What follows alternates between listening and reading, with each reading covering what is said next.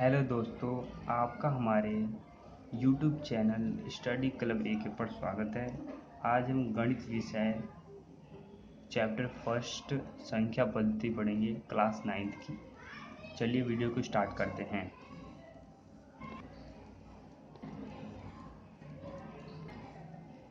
आप देख सकते हैं कि हम संख्या पद्धति इस चैप्टर 9 क्लास की फर्स्ट चैप्टर इसमें हम पढ़े चैप्टर के अंदर की चीज़ पढ़ेंगे कि चैप्टर में क्या दिया है और क्या नहीं दिया है। उसके बाद में कुछ इम्पोर्टेंट पॉइंट्स पढ़ लेंगे, फिर उसके बाद हम एक्सरसाइज करेंगे। इस वीडियो में आपको एक्सरसाइज भी कराया जाएगा और चैप्टर भी के अंदर किस किस इम्पोर्टेंट चीज़ की बात की गई है उसके बारे में भी बताया जाएगा। चलिए स्टार्ट करते हैं। संख्या पद्धति, नंबर सिस्टम। फर्स्ट पॉइंट लिखा है हमने कि प्राकृतिक संख्या जिसे n से प्रदर्शित करते हैं, ये संख्या 1 से अनंत तक होती है। ये संख्या 1 से अनंत तक होती है, जैसे कि आप मान सकते हैं 1, 2, 3, 4, 5। ये सब क्या है? प्राकृतिक संख्या है। ठीक है। अब पॉइंट 2 में देखिए, पूर्ण संख्याएं जिसे w से प्रदर्शित करते हैं, जिसे हम w से प्रदर्शित करते हैं, यह संख्या 0 से अनंत तक होती है।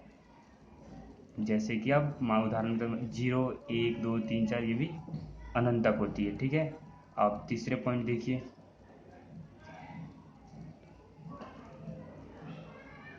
तीसरा पॉइंट, सभी पूर्णांक जिसे z से प्रदर्शित करते हैं, सभी पूर्ण संख्या तथा ऋणात्मक संख्याएं 0 के साथ मिलकर पूर्णांक बनाती है। धनात्मक पूर्णांक और ऋणात्मक पूर्णांक जिसे प्लस और माइनस। ठीक है। अब इसे संख्या रेखा पर कैसे दर्शाया जाता है आप देखिए, इस तरह से देखिए, 0 के इस साइड प्लस में है, ये सब ऋणात्मक, इधर है धनात्मक। ठीक है। आइए अब इसके नेक्स्ट पेज पे देखते हैं। जैसे कि आप देख सकते हैं नेक्स्ट पेज पे, मतलब कि जेड जर्मन शब्द जिसका जेहेलिन से लिया गया है, मतलब जेड जो भी हम पूर्णांक पढ़ा उसका जेहेलिन से लिया गया है, जिसका अर्थ होता है लिखना, और जहल जिसका अर्थ होता है संख्या। ये जो भी हम पूर्णांक थर्ड पॉइंट पढ़े हैं, पूर्णांक जो जेड से लिया गया था उसकी कुछ ये इम्पोर्टेंट पॉइंट है। अब ये अभी देखते इसके आगे देख सकते हैं आप, परिमेय संख्या।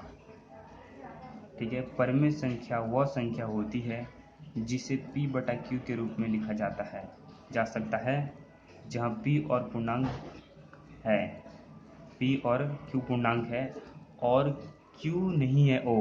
कहने का अर्थ देखिए, 4/4, 6/7, 8/9 ये सब क्या है?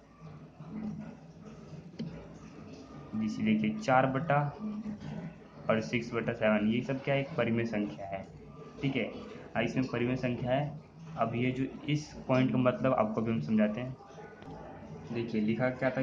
Q नहीं है O। इसका अर्थ ये है कि जो ये p/q लिखा था, जो ये है Q, इसका अर्थ ये है कि 1/0 नहीं होना चाहिए। ये जो ये 0 नहीं होना चाहिए, इसका ये नहीं होगा, ये गलत है। ये होगा सही 0/1 लिख सकते हैं, 0/2 लिख सकते हैं। जो हर होगा ना, हर में आप 0 नहीं लगाएंगे। कहने का मतलब इसका ये है, इस परिभाषा में ये है। ठीक है। अब आप देख सकते हैं अपरिमेय संख्या। गणित में जिस संख्या को p/q रूप में प्रकट ना किया जा सके वह अपरिमेय संख्या होती है। उदाहरण √2, √3, पाई, √7 जिसका मान 3.4 लगभग होता है। यहाँ तक सुपर कंप्यूटर में भी निकाला है, तब भी इतना है। हमारे वैज्ञानिकों ने और राइटर्स ने बहुत निकाल के इतना ही मान आया, लगभग ही बताया है। ठीक है। अब इसके अब यहाँ तक हमने बुक के अंदर के कुछ पॉइंट्स पढ़ लिए हैं, इम्पोर्टेंट पॉइंट्स। अब आपको अभ्यास कराया जाएगा, एक्सरसाइज। चलिए अभ्यास करते हैं। अब देख सकते हैं क्वेश्चन फर्स्ट, क्या शून्य एक परिमेय संख्या है? क्या इसे आप p/q के रूप में लिख सकते हैं, जहाँ p और q पूर्णांक है और Q नहीं है O। पहला क्वेश्चन का आंसर ये जो है, क्या शून्य एक परिमेय संख्या है? तो आप यहाँ लिखेंगे हाँ। हाँ, पहले तो एक ये हाँ लिखेंगे जिससे ये परिमेय संख्या है। क्या अब इसमें पूछा गया है, क्या इसे आप P/Q के रूप में लिख सकते हैं? इसको P/Q के रूप में लिख सकते हैं, जहाँ पे ये नहीं होना चाहिए, तो हम इसको इस तरह लिख सकते हैं जैसे हमने आपको पीछे बताया था 0.1, ठीक है, 0.2, इस तरह से आप लिख सकते हैं। ठीक है, इसका आंसर यही है। ठीक है, अब आगे देखते हैं। आपको दूसरा क्वेश्चन दिखाई दे रहा होगा, 3 और 4 के बीच 6 परिमेय संख्या ज्ञात कीजिए। ठीक है, इन दोनों के बीच में 6 परिमेय संख्या ज्ञात करनी है।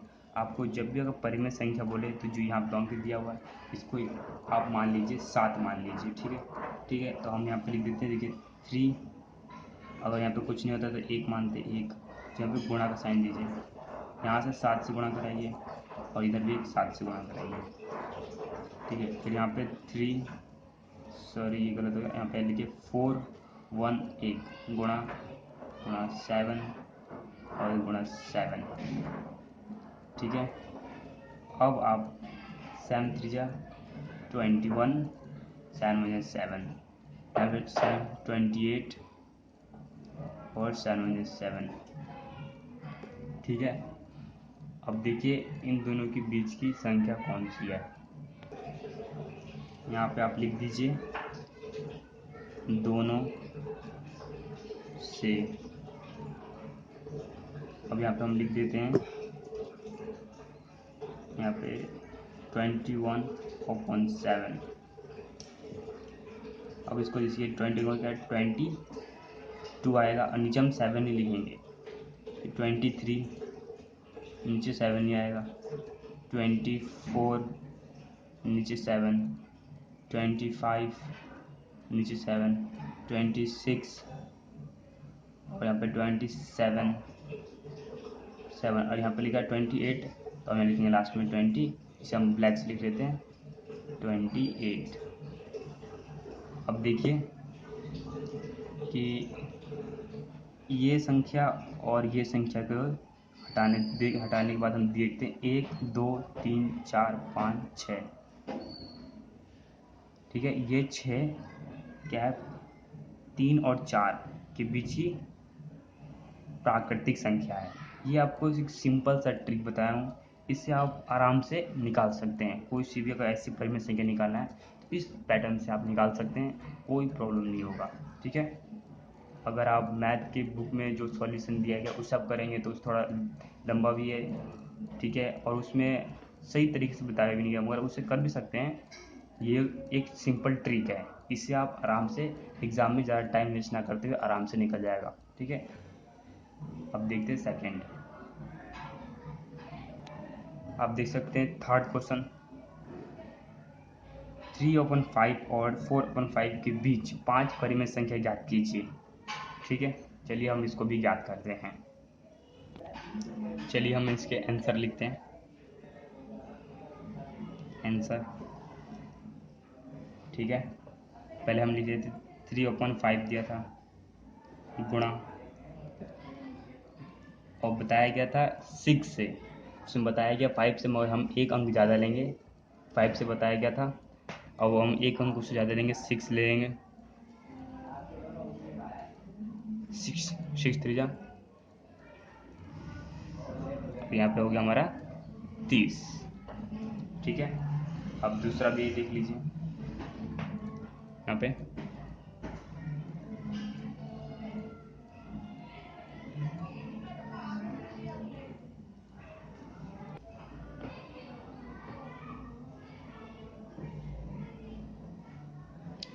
4/5 गुणा 6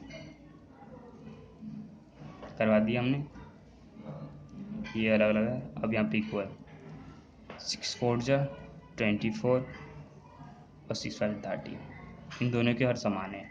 ठीक है, अब वैसे जैसे हमने सेकंड इसके सेकंड आंसर क्या था वैसा ही है, ठीक है। आप यहाँ पे इनको लिख लीजिए।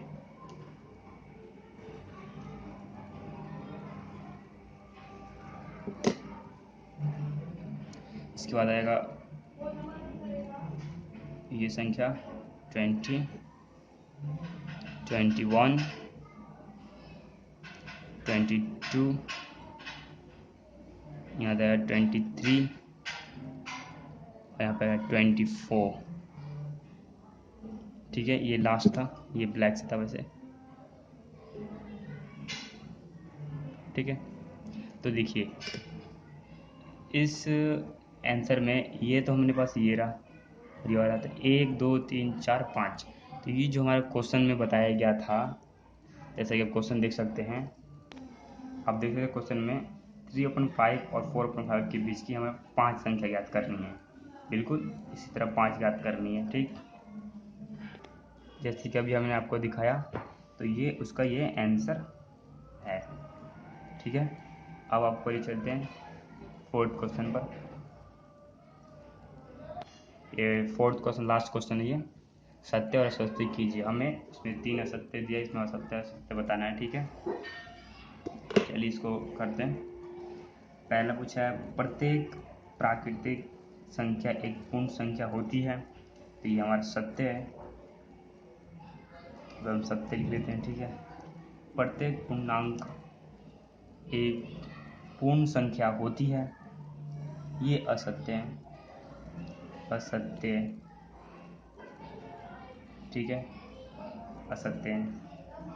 अब लास्ट है थर्ड नंबर, प्रत्येक परिमेय संख्या एक पूर्ण संख्या होती है, असत्य ये भी है,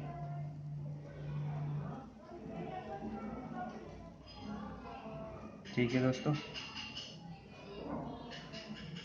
आपको हमने 9th क्लास की संख्या पद्धति के फर्स्ट चैप्टर के बारे में ये जानकारी दे दी है। आशा करता हूँ कि वीडियो बहुत अच्छा लगा होगा आपको। Thank you.